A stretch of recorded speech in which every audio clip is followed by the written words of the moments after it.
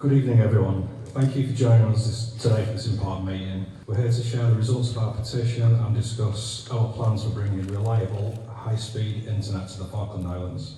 We've got 185 people who signed a petition on the west, over in camp. We've got 717 people who signed it in NPC, and in Stanley we have 1,482.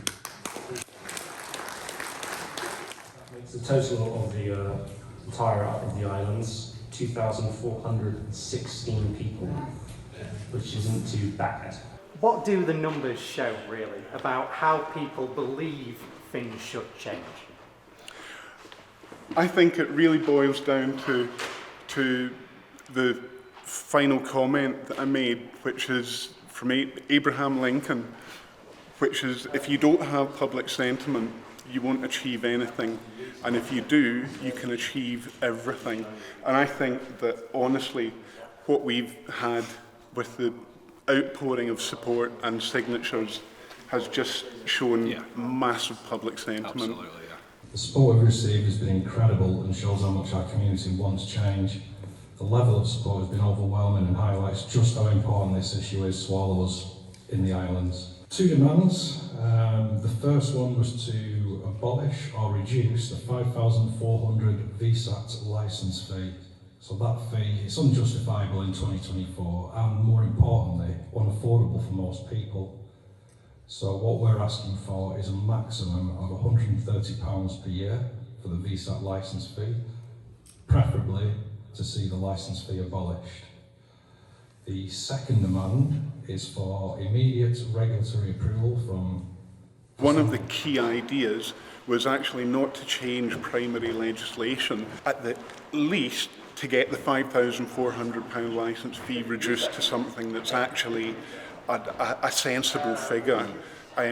When you compare to, say, the marine licence fee of £45 a year, or Ascension, where the fee is actually £10 a year, you know, let's get it down to there. Let's turn the internet into the information superhighway. That's what we want. I shall be presenting the petition to the Legislative Assembly on the 25th of July, where, subject to support by MLAs, and I'm sure there will be support, it will be referred to a select committee, currently scheduled for the 1st of August.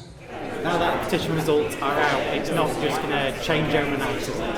No. I mean, I think Simon was talking about October, and I think I'd like to achieve that. That's that may be ambitious, but I'd like to achieve something by October. But we need to get a move on. We need to gather the information in order for us to make a decision that can't be challenged. We need to hear Shaw's side of the story as well during that select committee process before we start making decisions.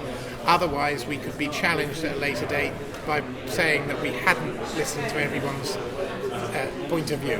I think earlier in the year we said our priorities oil and telecoms. I think telecoms vitally important. We've asked officers to come up with some solutions. They're working on things already, as you heard. Andy Keeling's already in contact with SpaceX. So, I think from our point of view, we're doing everything we can to move things along as quickly as possible. In the Select Committee, we will have the opportunity to hear the evidence, establish the facts, revisit the decision and the advice it was based upon, taking into account the overwhelming support demonstrated today from our community for change. Thank you very much.